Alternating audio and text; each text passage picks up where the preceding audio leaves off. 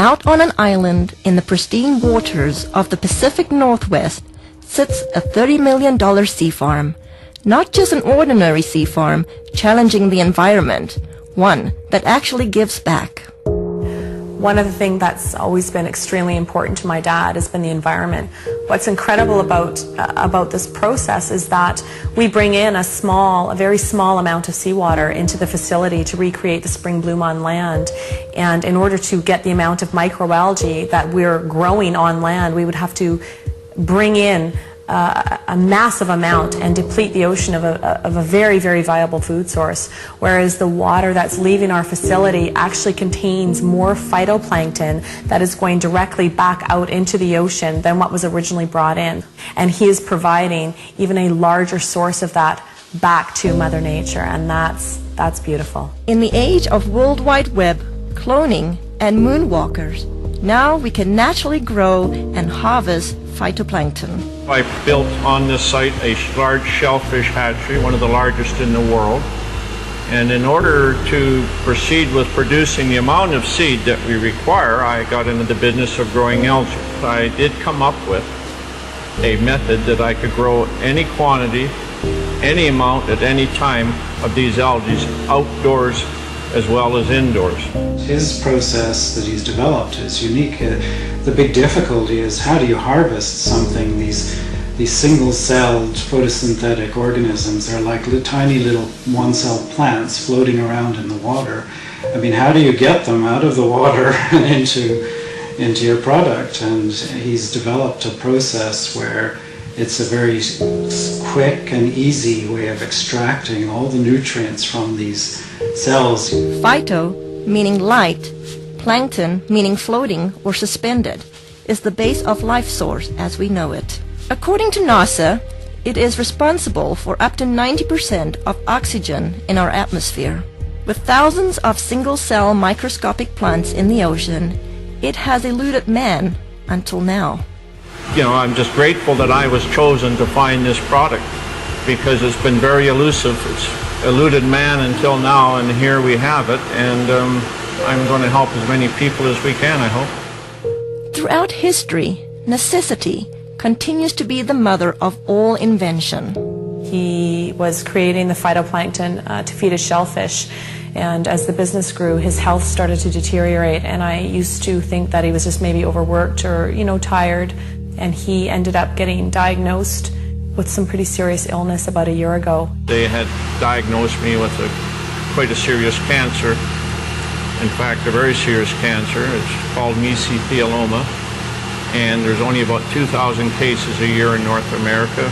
Nobody survives. With just 9 weeks to a few months to live, Mr. Harper did the unimaginable. I was not expecting what I heard. They basically gave him 9 weeks to 9 months to live.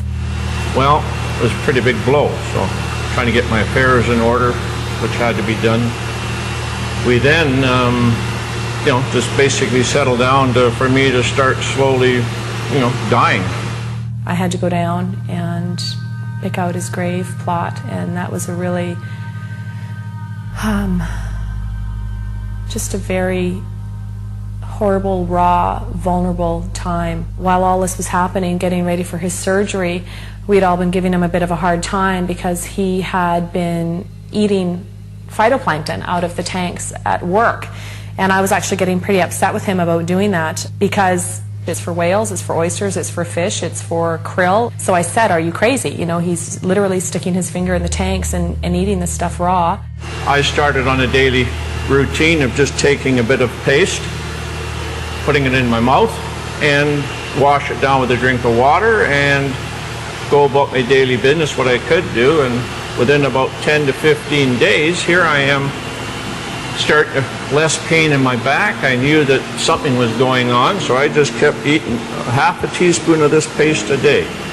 I was booked to go for surgery in Victoria where they're going to do what they call a talc treatment, and they take a medical grade talcum powder, they introduce it into between your lungs and your pleural lining and keep you in the hospital for a few days, and that there causes your lungs to fuse together, and it stops you from drowning in your own fluids that are built up.